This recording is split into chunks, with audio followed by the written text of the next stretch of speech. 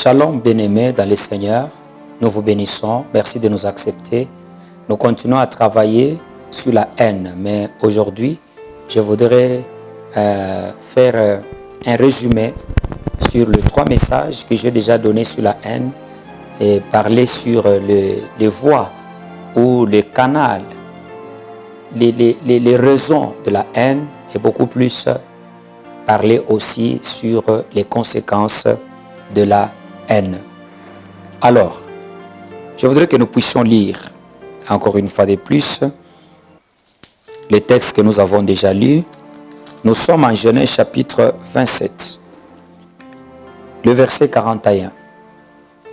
Ésaü conçut de la haine contre Jacob à cause de la bénédiction dont son père l'avait béni. Et Ésaü disait en son cœur, le jour du deuil de mon père vont approcher et je tuerai Jacob, mon frère. Et il y a des familles comme ça où c'est la présence de quelqu'un qui empêche les uns et les autres de se faire du mal. Isaac a béni Jacob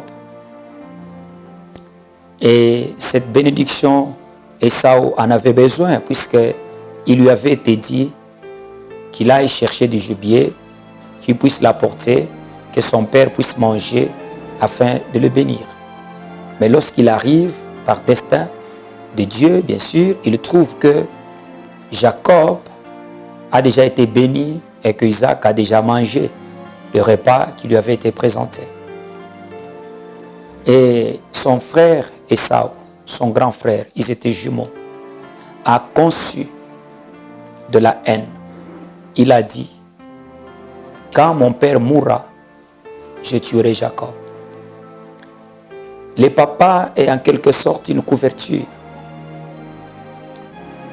Le pasteur est en quelque sorte une couverture.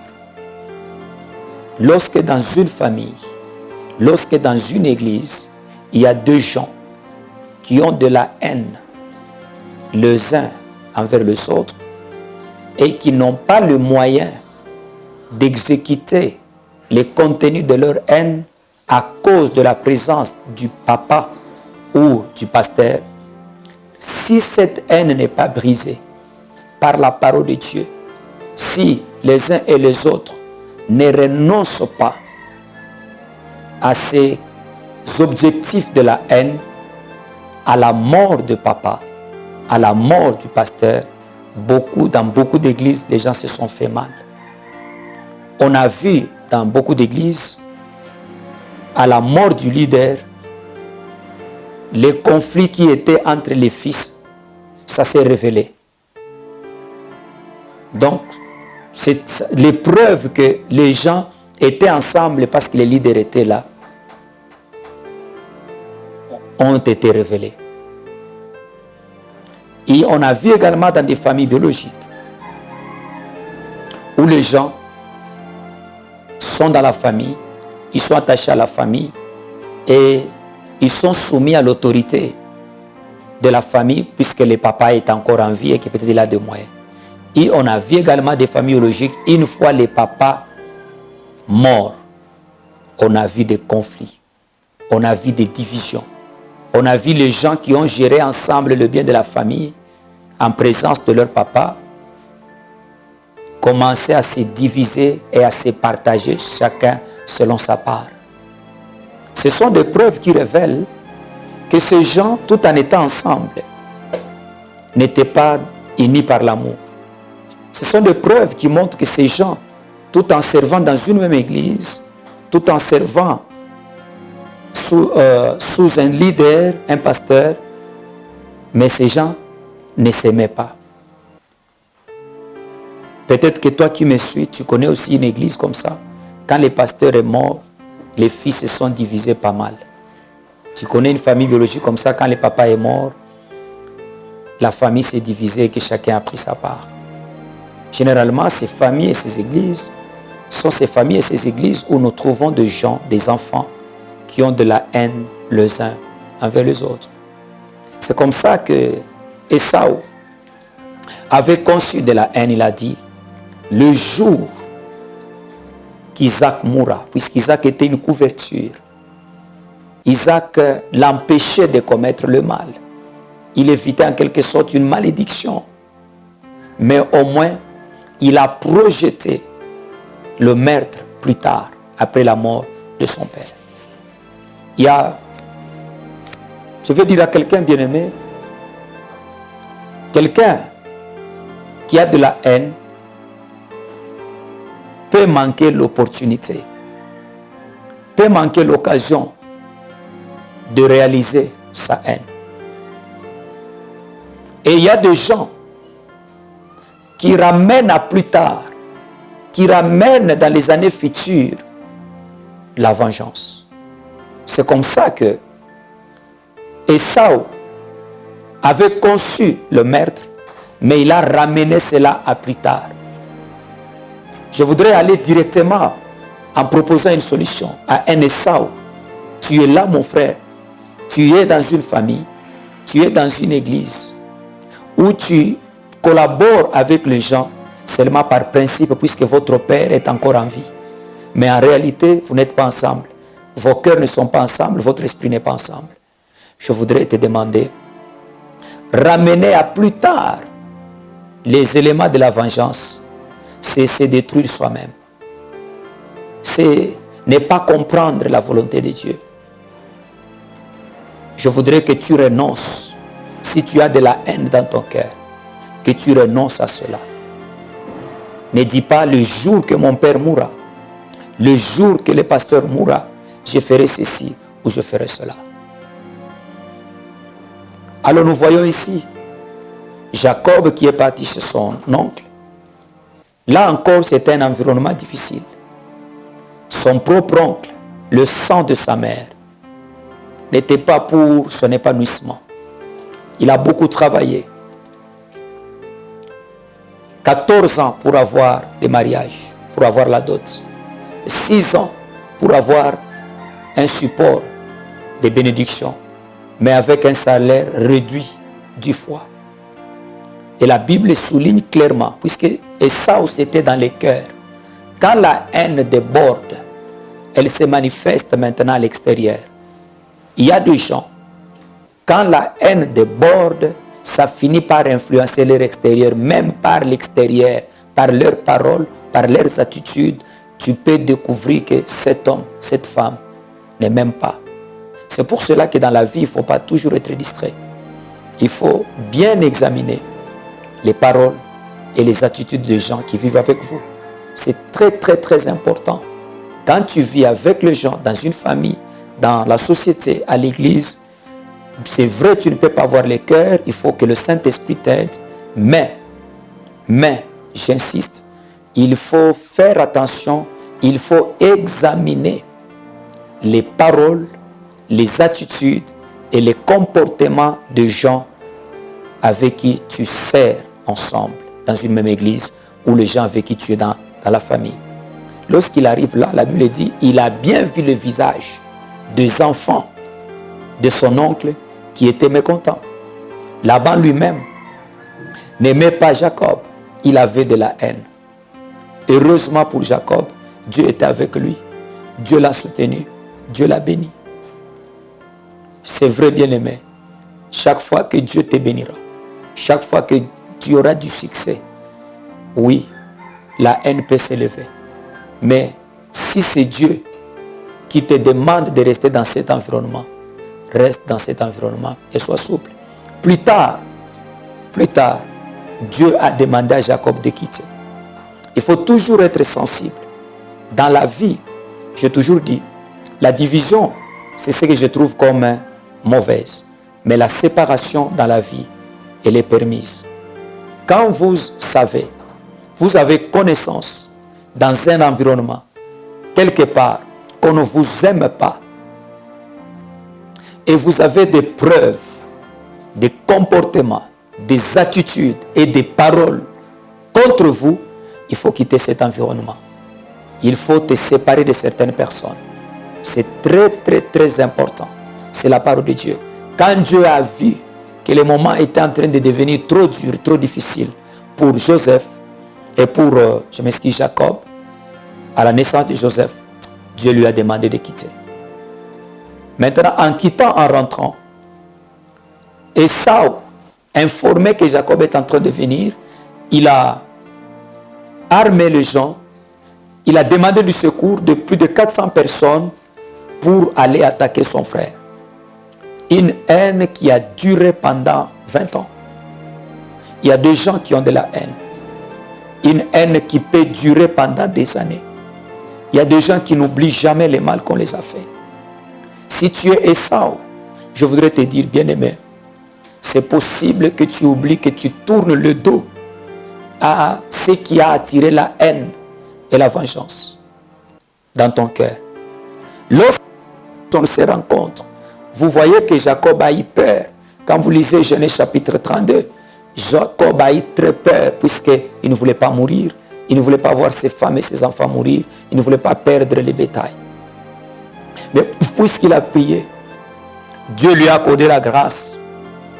Là où j'aime, c'est quoi? C'est que quand vous lisez la Bible, en Genèse chapitre 33, quand ils se sont rencontrés, ils se sont embrassés. Ils ont pleuré. Les gens qui avaient de la vengeance entre eux. Donc c'est Ésaü qui avait de la vengeance, Ésaü. Mais Dieu l'a touché. Et il s'est laissé toucher par Dieu. En lieu et place de faire du mal à son propre frère, il l'a embrassé. Il a changé la pensée. Il a laissé Dieu anéantir l'esprit de meurtre. Et là où j'aime encore la grande leçon que j'ai tirée dans l'histoire d'Ésaü, c'est la capacité de pardonner. Bien-aimé, on peut te féliciter. On peut reconnaître ta capacité dans beaucoup de choses. Mais si on reconnaît ta capacité au niveau de pardonner, là tu es un grand. C'est pourquoi j'ai établi un principe dans ma vie qui dit: j'apprécie les gens, j'aime les gens qui m'apprécient. J'acclame à ceux qui m'acclament. Je suis conscient, j'aime ceux qui m'apprécient et qui disent jour et nuit de bonnes choses sur moi.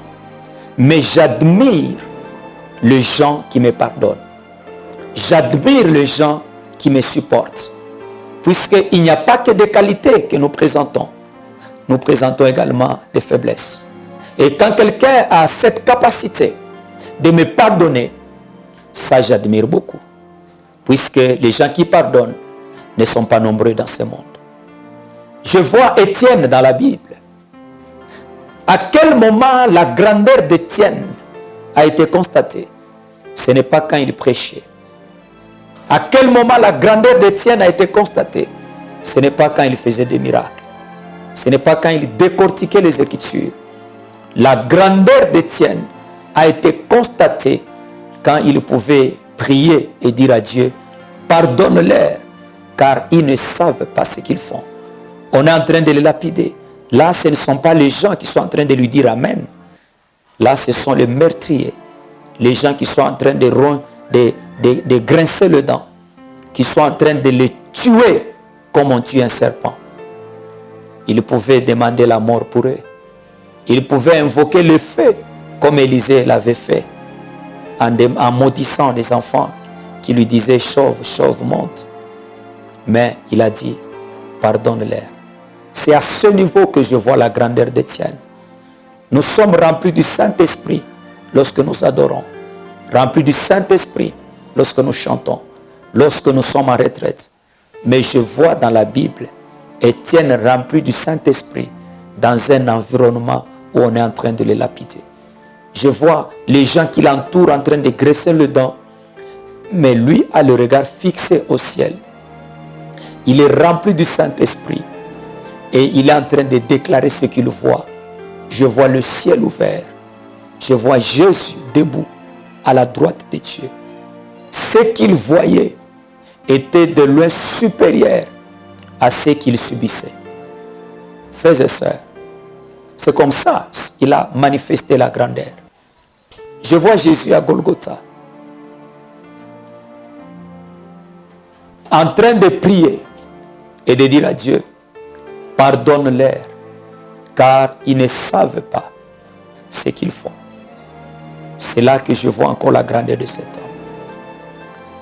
Bien-aimé, la deuxième des choses, la leçon que je tire dans l'histoire d'Ésaü, c'est de se contenter de ce que Dieu lui a donné. C'est vrai, Jacob était béni. C'est vrai, Jacob était parti. Mais Ésaü s'est rendu compte que moi aussi Dieu m'a béni. Puisqu'il l'a dit lui-même. Il a dit à son frère Jacob, Genèse 33, verset 9, il dit, je suis dans l'abondance, mon frère, garde ce qui est à toi. Il s'est rendu compte qu'il était béni. Il s'est rendu compte que Dieu lui avait donné sa part. Je communique une autre vérité ici, très très très importante. Si tu le retiens, tu seras un homme béni, une femme bénie. Dans la vie, Dieu ne nous bénira pas tous de la même manière. Dans la vie, nous ne serons pas tous égaux, ou dans la vie, nous ne serons pas toujours supérieurs.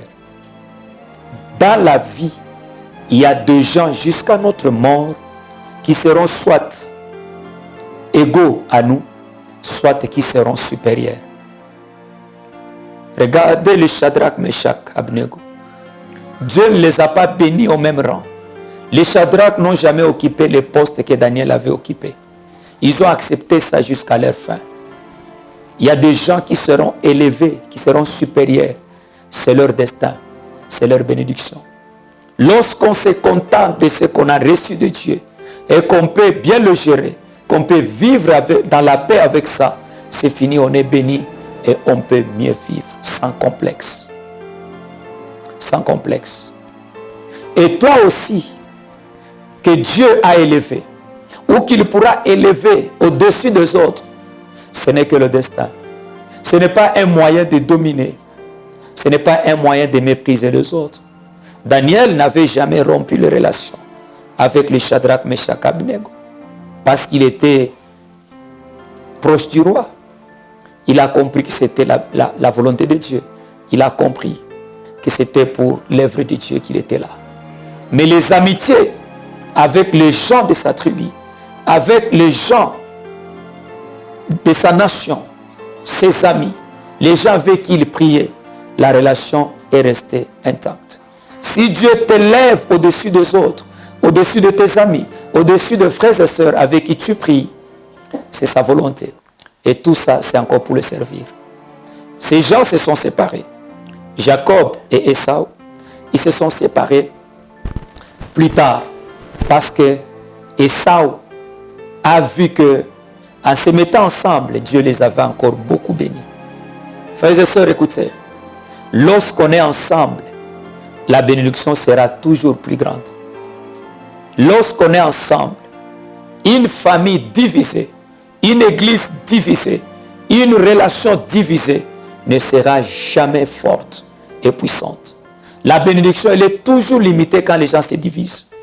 À moins que ce soit Dieu qui les sépare, comme c'était sa volonté, cette séparation entre Abraham et Lot. Mais les gens qui se séparent à cause de leur haine, puisqu'ils ne sont pas capables de pardonner, puisqu'ils ne sont pas capables de supporter la bénédiction de l'autre, ou l'élévation de l'autre, ou la faiblesse de l'autre, les gens qui ne sont pas capables de se contenter de ce que Dieu leur a donné et qui arrivent à se séparer, ils divisent la bénédiction. Les gens de ce monde ont dit l'union fait la force.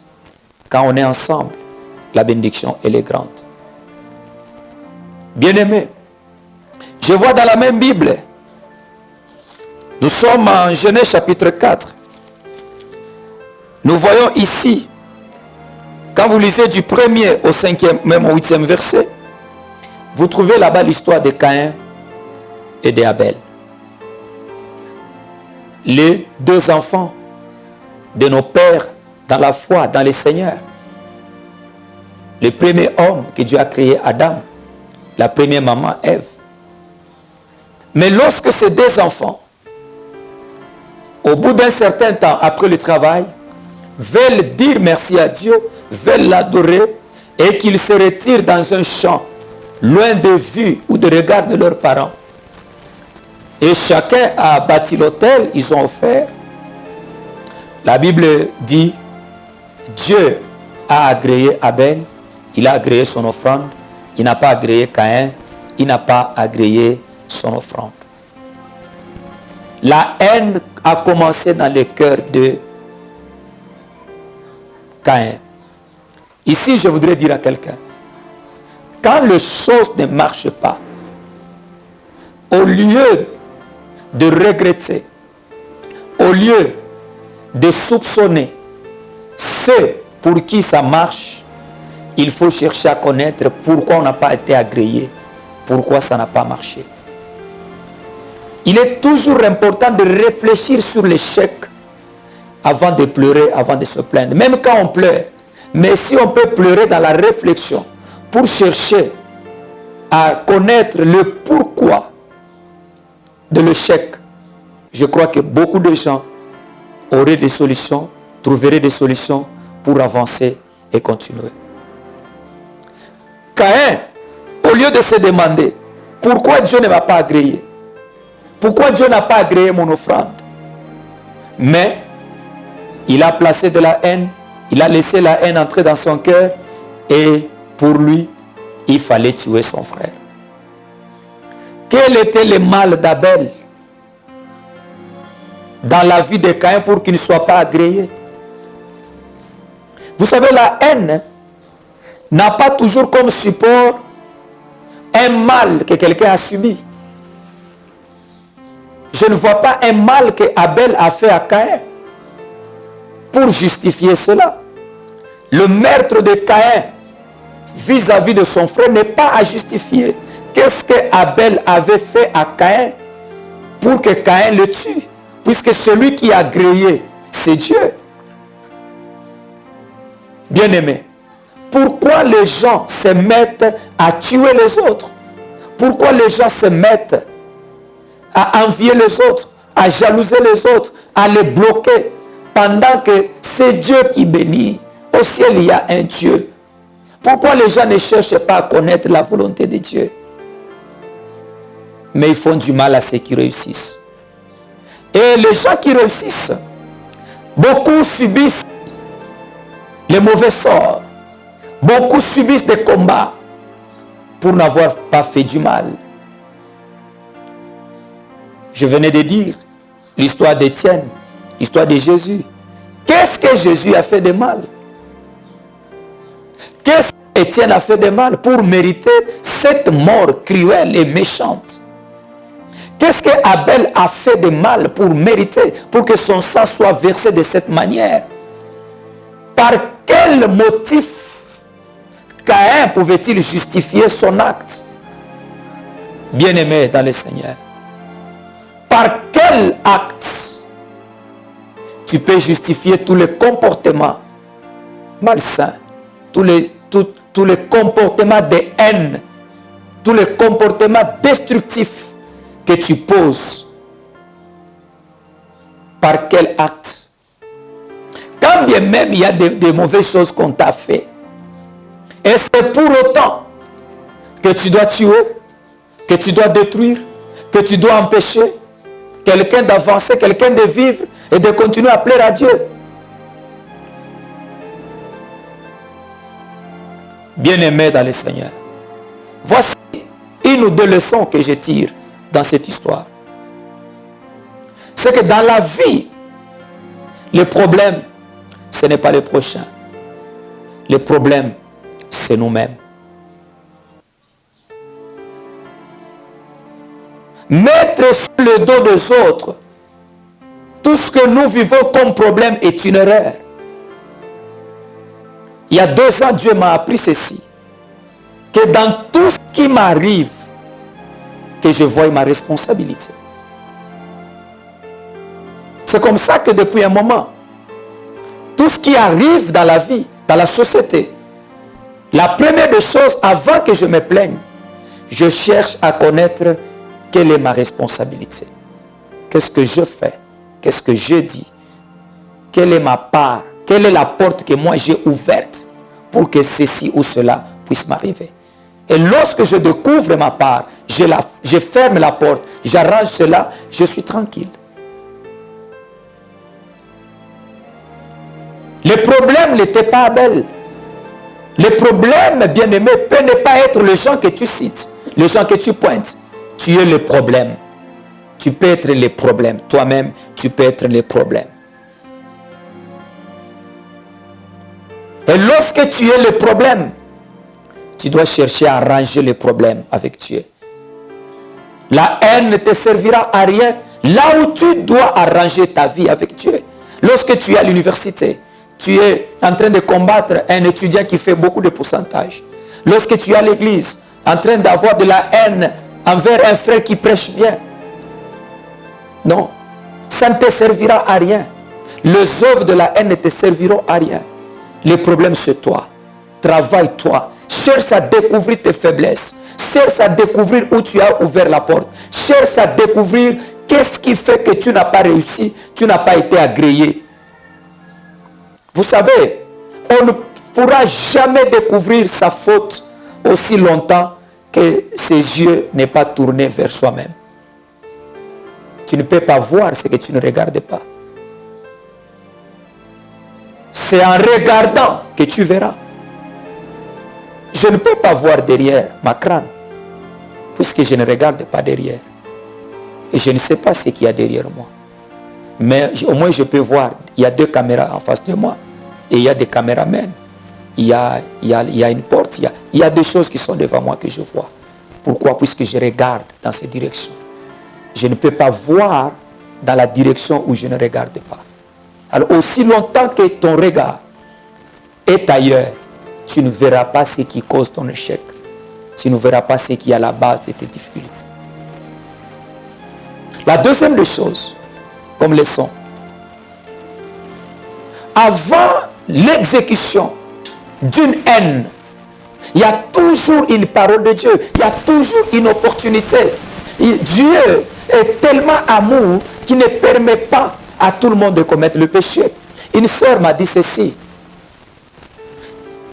Elle était fiancée. Et un jour, ils se sont tellement aimés avec son fiancé qu'ils ont décidé de coucher ensemble. Ils sont entrés dans une maison, dans la maison du frère. Ils ont fermé la porte. C'est la sœur qui m'a témoigné ça. Elle m'a dit. Et quand ils voulaient se toucher, le pasteur du frère, puisque le frère était serviteur à l'église, a toqué à la porte. Et c'était une maison à une pièce. Sûrement, quand vous êtes dans une pareille maison et que vous ouvrez les calets, mais le pasteur qui entre doit constater que vous étiez enfermé seul. Quand le pasteur est entré, il a reproché au frère, il a dit qu'il ne faut pas pécher. Il ne savait pas trouver nu. Mais le fait que la porte était fermée et que c'était une pièce, il a dit au frère, il faut faire attention. Alors la sœur me dit, depuis ce jour-là, elle a compris que le pasteur n'était pas venu de lui-même. C'est Dieu qui l'avait envoyé pour que la sœur ne puisse pas pécher, puisqu'elle était vierge. Et elle est encore vierge. Elle va se marier cette année. Et ça fait des années. Alors elle a toujours béni Dieu pour la présence du pasteur qui était parti le visiter. Elle avait considéré que l'arrivée du pasteur, c'était un signal de Dieu. Il y a toujours des opportunités. Il y a toujours des circonstances que Dieu suscite pour nous faire comprendre sa volonté et nous empêcher de commettre le mal. Il faut toujours être sensible à Dieu pour comprendre les actions qu'il pose à notre égard pour nous empêcher de faire le mal. La troisième leçon, avant de continuer et d'aller terminer, c'est ceci. Ici, je parle à un Abel, frère Abel. Abel, c'est cet homme qui est agréable à Dieu. C'est cet homme qui fait des choses selon la volonté de Dieu, mais qui est attaché à des meurtriers, à des gens qui ne peuvent pas supporter son succès, à des gens qui ne peuvent pas supporter qu'il avance et qu'il soit agréable. Il y a des gens qui ne peuvent pas supporter qu'on t'apprécie. Il y a des gens qui ne peuvent pas supporter qu'on parle du bien de toi. Il faut faire attention à ces gens. Il faut être souple, comme le dit Jésus. Il faut marcher avec l'esprit de discernement. Caïn a tué son propre frère. Son sang, le fils de son père et de sa mère, il l'a tué pour des fins qui sont inutiles, qui ne sont pas justifiables. J'apprécie la mémoire de Saül, puisqu'il s'était ressaisi. Nous sommes en Genèse chapitre 37. Nous voyons ici encore les grands frères qui sont censés protéger leurs petits frères. Mais ce sont les grands frères qui développent la haine, qui arrivent à vouloir tuer leurs frères, qui le jettent dans la citerne, qui sont en train de manger leurs petits frères affamés et qui sont en train de le vendre comme une marchandise. Des grands frères. Nous tous, quand nous voyons les grands frères dans la famille, nous sommes rassurés. Chacun met l'espoir dans ses grands frères. J'ai mon grand frère. J'ai toujours eu confiance en lui. Je n'ai jamais imaginé qu'il peut penser mal à mon égard. Pourquoi? Tout simplement puisqu'il est mon grand frère. Mais ce n'était pas le cas avec Joseph. Il avait toute la confiance, tout l'amour qu'un petit peut avoir envers ses grands frères. Mais il ne savait pas que la haine qui était en eux pouvait détruire l'amour et les œuvres de l'amour pour leur donner la mission de l'ennemi, l'œuvre de la destruction de leurs petits frères. Ils l'ont vendu. Ils l'ont vendu. Et lorsque Jacob est en train de pleurer, selon lui, la mort de son fils Joseph, ils sont là. Ils savent que papa pleure Joseph. Ils savent que nous avons vendu Joseph. Ils savent que notre haine a vendu Joseph. Mais ils sont là.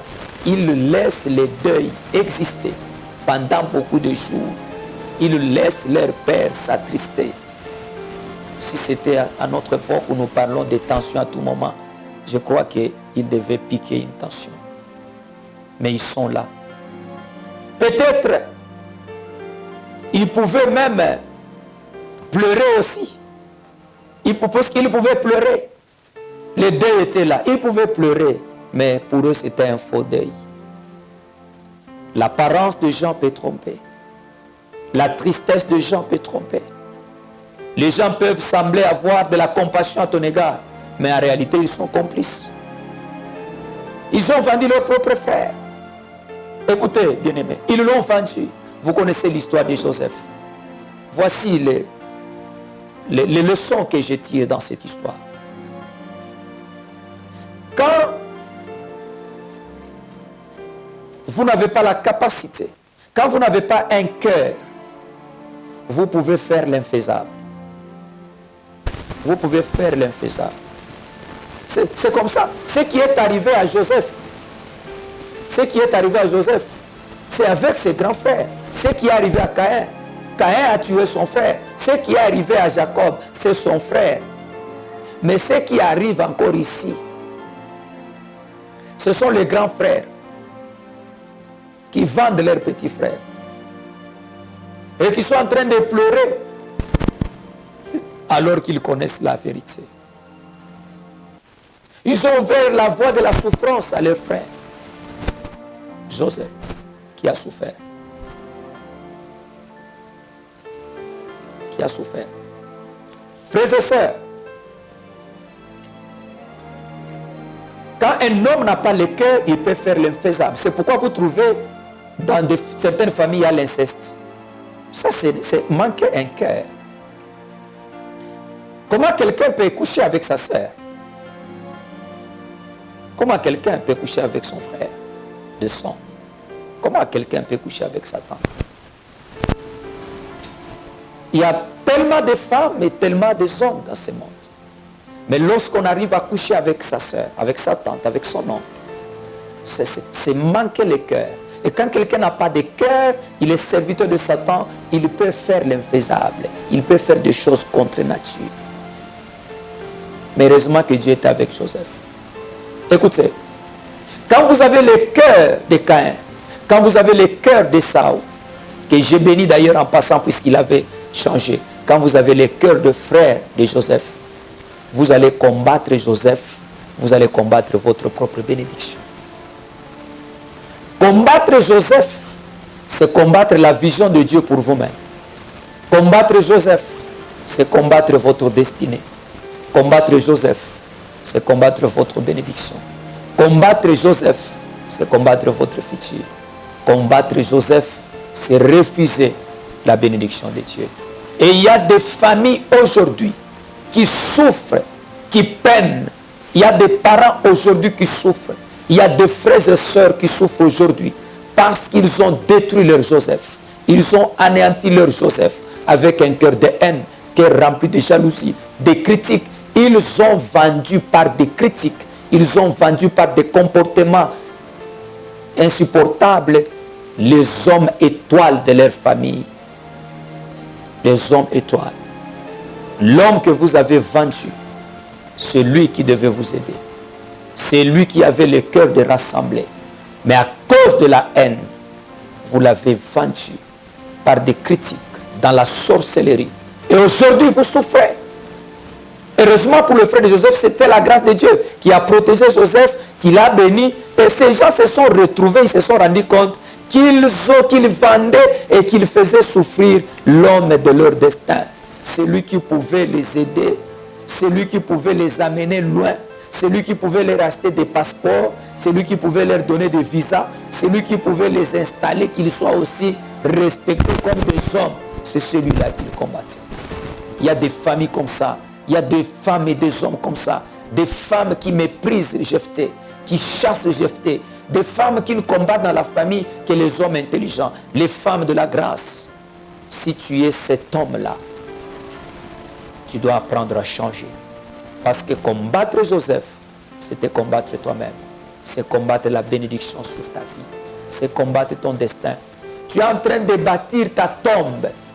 Si tu as de la haine, je voudrais te rassurer, te révéler que tu es en train de bâtir ta souffrance de demain. Puisqu'il y a des gens dans ce monde. Quelle que soit votre haine, vous pouvez les combattre. Mais Dieu va utiliser vos moyens pour bénir cet homme-là. Dieu va utiliser tous les moyens de votre haine pour élever cet homme que vous combattez. Et vous serez dans la honte. Je suis venu vous prévenir que vous ne trouverez pas de bénéfices dans la haine. Il n'y a des bénéfices que dans l'amour. Vous ne trouvez, il n'y a pas de bénéfices dans la haine. Tous ceux qui ont exploité la haine, soit ils se sont détruits eux-mêmes, ils ont vécu les conséquences de leur caractère, soit encore, je m'excuse, ils ont combattu leur propre bénédiction. Je termine en disant ceci. Tu es Saül. L'histoire se trouve dans 1 Samuel chapitre 18, chapitre 19, chapitre 20 et puis chapitre 20. 19 et 20. Tu es Saül. Saül, c'est l'image d'un papa. C'est l'image d'un pasteur. Un pasteur, un papa, sa joie, c'est de former, c'est d'engendrer des fils. C'est de travailler la continuité de ce qu'il a commencé. C'est de soutenir les David que Dieu lui a donnés. Parce que avoir les David constitue une force. Avoir les David dans l'église, les David dans la famille, ça constitue la force de la famille et la continuité de la famille. Tu peux engendrer un fils dans le ministère. Tu peux avoir un enfant dans la famille qui peut être béni, élevé, qui peut avoir un succès qui dépasse la renommée de ton succès. Il faut avoir un cœur qui supporte cela puisque Dieu peut te surprendre. Un père ne combat pas ses propres enfants. Un père n'enterre pas ses propres enfants. Un père qui combat, c'est David. C'est un père qui annonce le déclin de son ministère, de son royaume. Une famille qui combat les David, c'est une famille qui va s'arrêter. Il y a beaucoup d'églises qui s'arrêtent, qui arrêtent de fonctionner dès lors que le père ou le pasteur meurt. Pourquoi? Il n'a pas travaillé les David. Il n'a pas soutenu les David. Il les a combattus. On ne combat pas un David. On soutient un David. On prie pour un David. Parce qu'on n'est pas éternel. Alors, si vous suivez ces messages dans nos 3 prédications, que vous pouvez retrouver sur YouTube, à mon nom propre, Pasteur Daniel Kayembe, que vous pouvez trouver sur Facebook, dans ma page, à mon nom, Pasteur Daniel Kayembe, vous allez trouver beaucoup de détails. Ma prière est que le Saint-Esprit puisse vous donner l'amour. En lieu et place de la haine, puisque la haine va vous détruire, ayez de l'amour. Si vous êtes un Joseph, vous êtes un Jacob, vous êtes un David, vous êtes Abel dans votre église, dans votre famille, ma prière est qu'au-delà de votre prière, au-delà de votre prudence, que Dieu puisse vous protéger, vous préserver et vous conduire à la bénédiction. Et que votre esprit de pardon, ou l'esprit de grandeur, puisse vous accompagner. Merci. Au nom de Jésus. Amen.